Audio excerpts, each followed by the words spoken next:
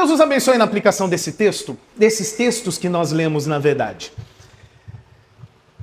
A cena em Betânia, ela começa com dor, né? Com pressa, com aquele sentimento de impotência que a gente sente. Senhor, aquele a quem você ama está enfermo. É assim que mandaram chamar Jesus. E não chamaram apenas o mestre, né, o rabi, como algumas vezes ele é chamado, mas ele foi chamado Kyrie. Nós já vimos no domingo passado, é um título dado a Deus, né? Então, esse é um clamor de fé que reconhece algo maior. Senhor, aí no caso, com o reconhecimento de quem não é mestre como os outros. Mas a casa continuou de luto. Lázaro adoeceu, Lázaro morreu, Lázaro foi sepultado, e quando Jesus chega, já fazia 4 dias desse luto. Aliás, 4 dias. João faz questão de mencionar isso. Isso não é um detalhe qualquer.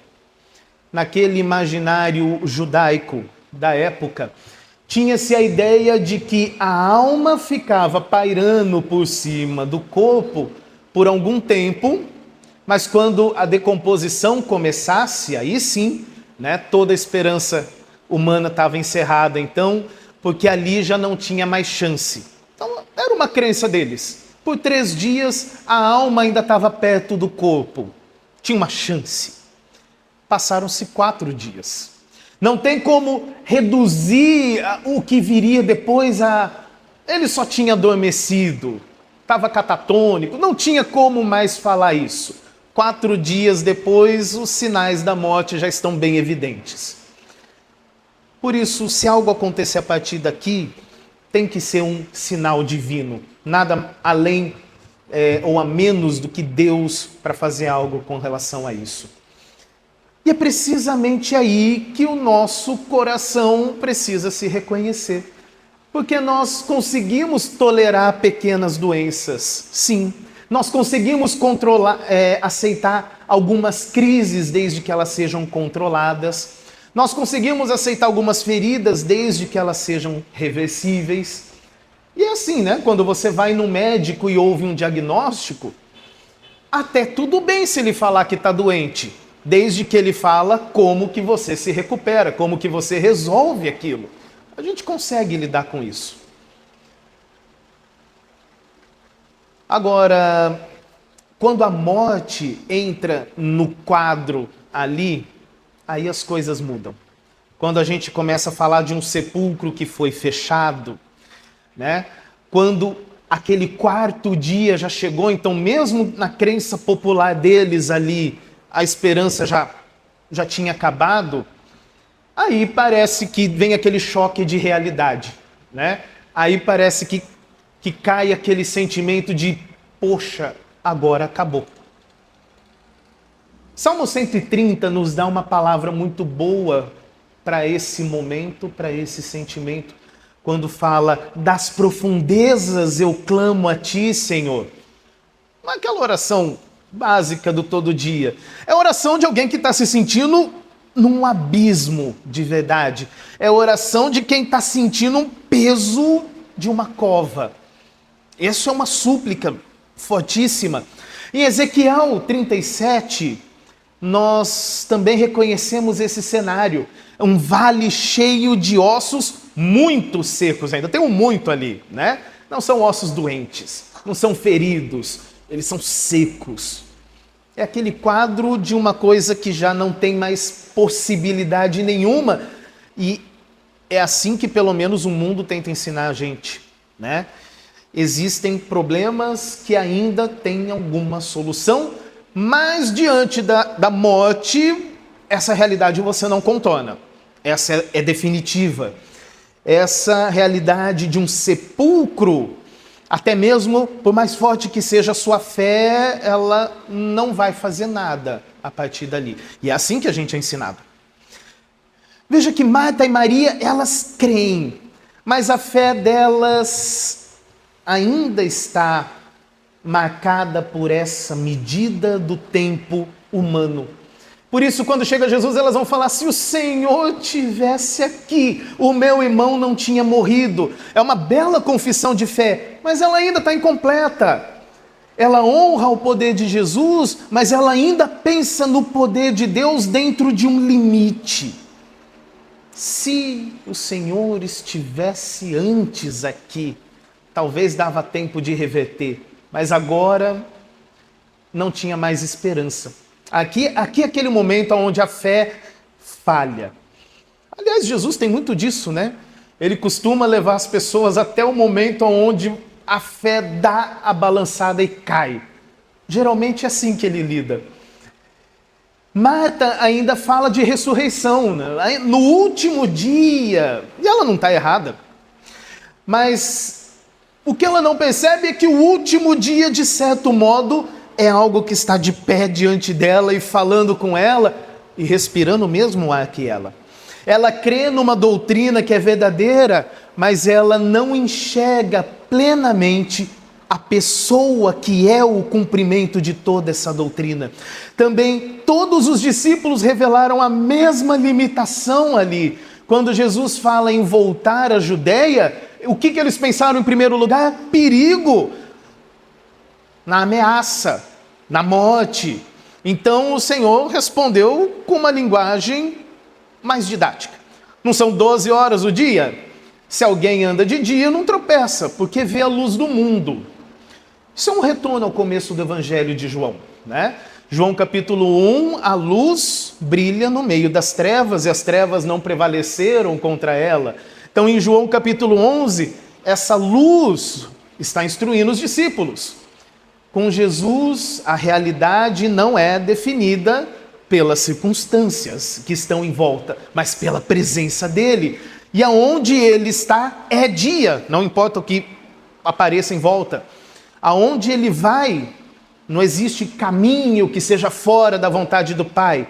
Mas eles só vão compreender isso mais tarde, né? Ainda não é o momento em que eles vão perceber isso. E a gente também não é diferente, não. Nós até cremos em Cristo, mas cremos até um certo ponto. Cremos nele para consolar, sim.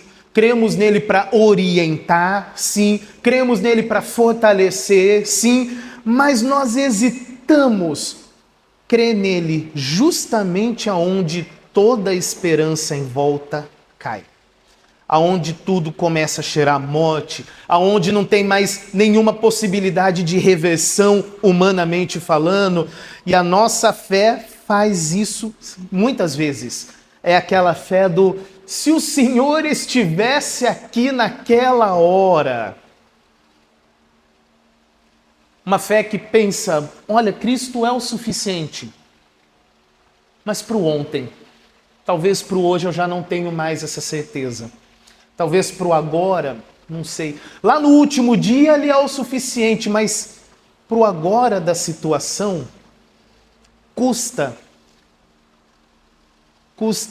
tremer diante da verdade de que agora mesmo ele é a ressurreição e a vida. Aí é o ponto onde nós falhamos. E João está mostrando justamente que o problema final não é a tristeza.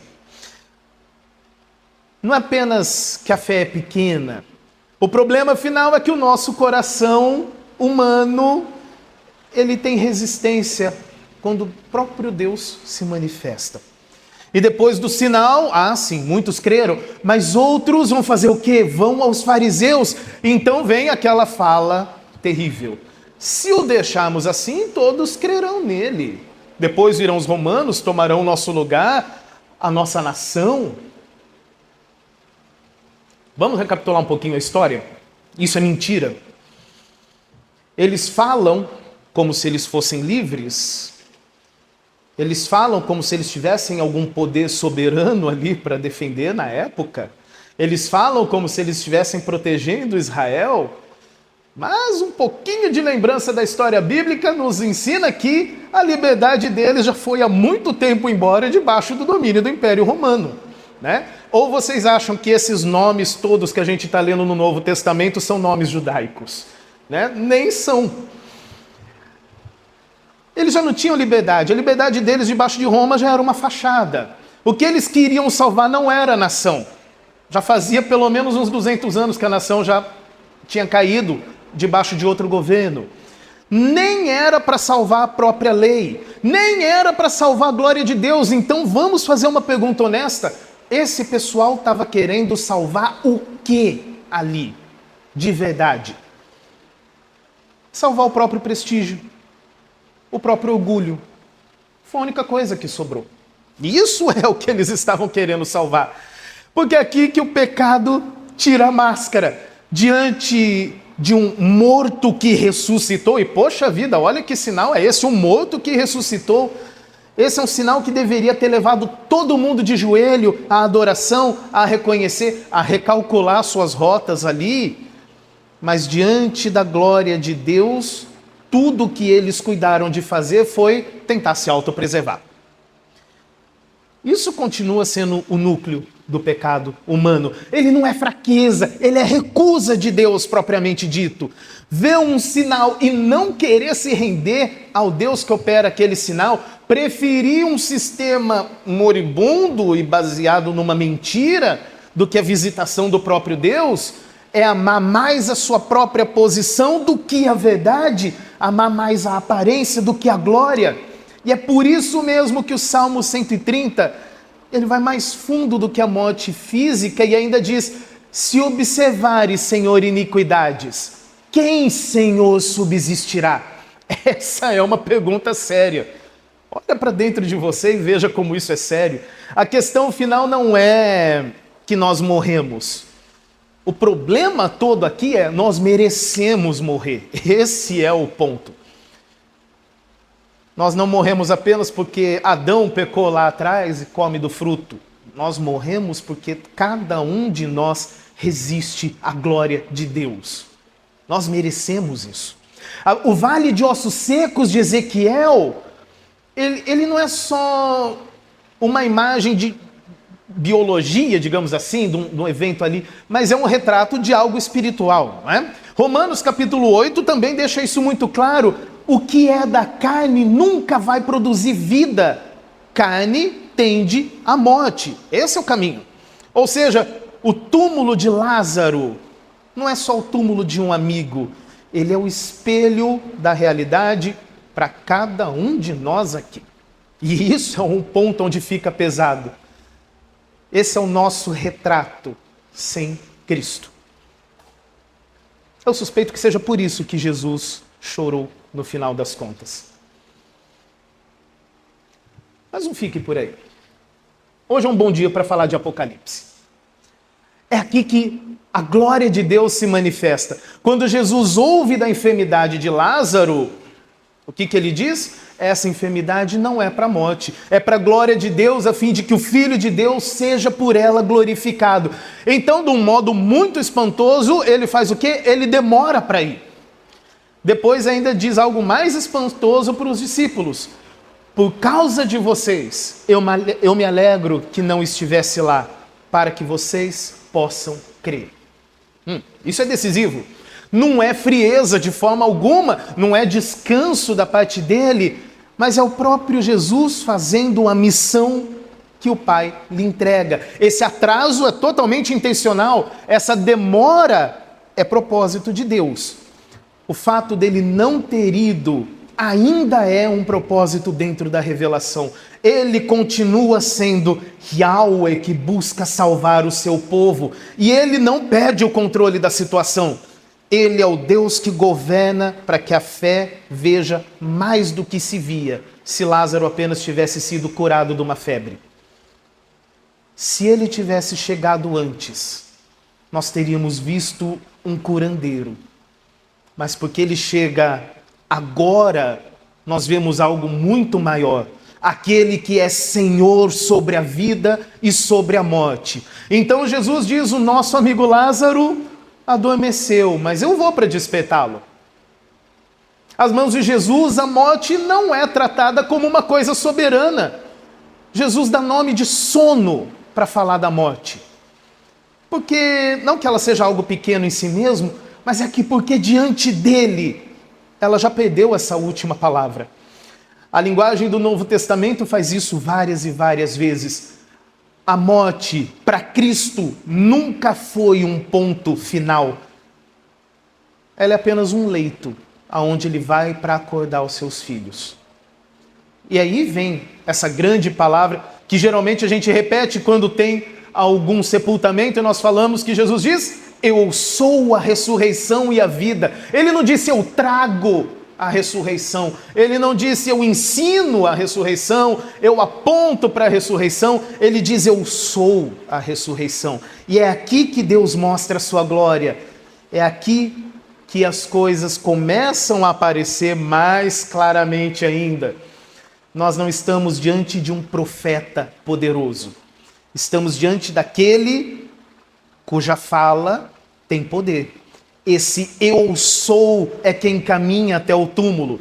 O Deus de Israel, o Senhor que abriu o mar, o Senhor que prometeu por Ezequiel pôr o seu espírito nos mortos, o Senhor que diante de quem o salmista clama das profundezas, ele está agora diante de uma gruta funerária, em carne, em voz, em lágrimas também, e de um modo velado, em toda a sua majestade. E ali ele chora. Não é lágrima de impotência como eu choraria, como você choraria. É a comoção santa do Criador diante da ruína que nós trouxemos para nós mesmos, porque nós pecamos.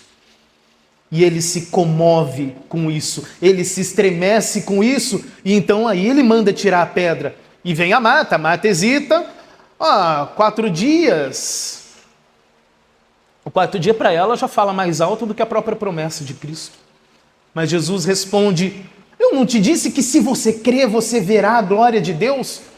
E essa é uma nota belíssima que nós fazemos aqui no texto. Não se trata só do que aconteceu, mas também do imaginário daquelas pessoas. Diante daquilo que elas criam sobre a morte, sobre o corpo, sobre o tempo de espera, o tempo de esperança. Jesus não ignora que isso fazia parte do mundo daqueles ouvintes. Pelo contrário, ele entra nesse mundo e o vence pela sua palavra. Ele fala para pessoas reais que têm medos reais, com expectativas que estão moldadas também pelas suas tradições, mas ali no meio ele introduz o sinal de Deus. Ele pastoreia realmente aquele povo. Por isso ele clama em alta voz depois: Lázaro, vem para fora, e o morto sai. E é aí que está a glória de Deus. Não há um brilho ao redor de Jesus se manifestando. Vai ter isso, mas não é agora. Não é um brilho ao redor de Jesus se manifestando, aquele halo de santidade que a gente retrata, né? Não é uma estética de esplendor. Vai acontecer isso. Mas aqui a glória é a própria ressurreição acontecendo. A glória de Deus, nesse caso, é um morto que está de pé. A glória é a vida que tem que obedecer quando o verbo de Deus pronuncia algo. Isso é a glória sendo manifestada aqui. A glória é que quando Yahweh fala, até a morte precisa entregar os seus. Isso é a glória de Deus que foi manifestada. E por isso tudo aqui muda. Marta não está só falando de um futuro distante da ressurreição, porque agora a ressurreição tem um rosto. Agora o último dia não é, como que eu posso dizer assim, o último dia não é só uma prévia, né, no meio da história ali que aconteceu. A fé, ela aprende a olhar para Jesus não só como aquele que consola quem passa por um luto, mas como aquele que invade o reino da morte e a vence no seu próprio reino. E aqui que João nos faz ouvir o tom do que a gente fala que é um apocalipse. Os judeus estavam ali como testemunhas. Conversão dos judeus é um dos sinais. Então eles viram Lázaro sair. Depois viram Jesus entrar em Jerusalém. Também a profecia que ele entraria em Jerusalém. Eles verão e ouvirão falar do crucificado. Eles verão o escândalo do madeiro. Tudo está prestes a acontecer. Eles verão o túmulo vazio. Tudo isso agora colocado em sequência. O sinal que foi dado ali em Betânia, ele não é um episódio isolado. Ele é só aquele clarão que anuncia que tem toda uma tempestade vindo junto. Ele é o anúncio de que tem um apocalipse para acontecer.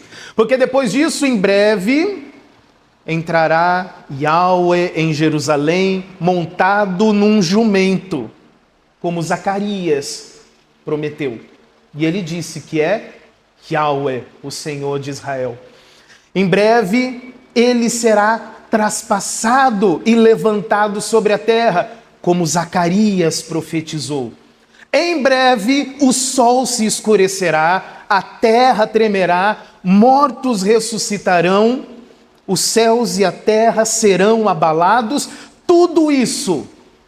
E ainda a promessa que todos aqueles verão o Filho do Homem, Senhor da glória, exaltado sobre a terra.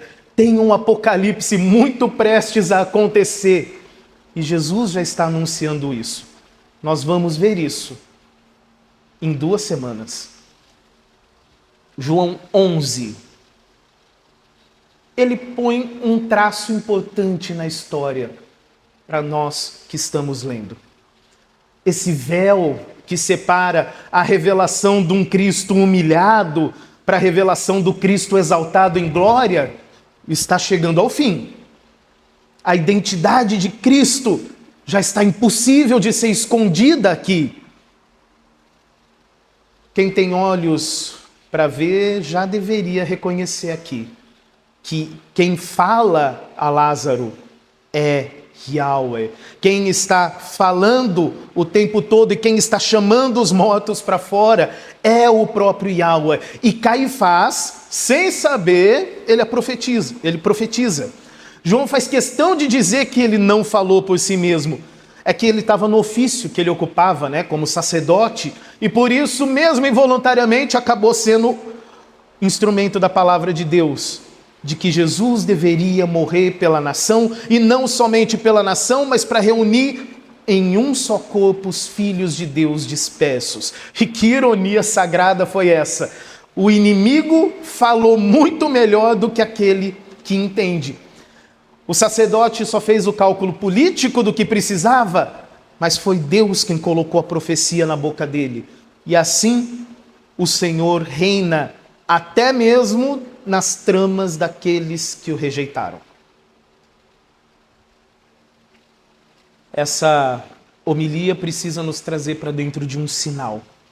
Lázaro é uma ótima figura para a igreja. A congregação também é um lugar onde as pessoas morrem e vivem. Morrer para o pecado, morrer para o velho Adão, morrer para a carne, mas nunca permanecer ali na morte. A igreja é o lugar onde Cristo continua chamando pessoas mortas para fora.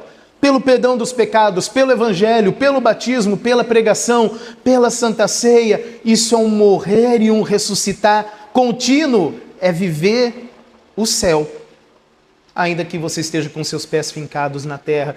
Então, como disse Romanos 8, não mais com condenação, porque o Espírito daquele que ressuscitou Jesus habita em nós. Ezequiel viu ossos secos ganharem vida.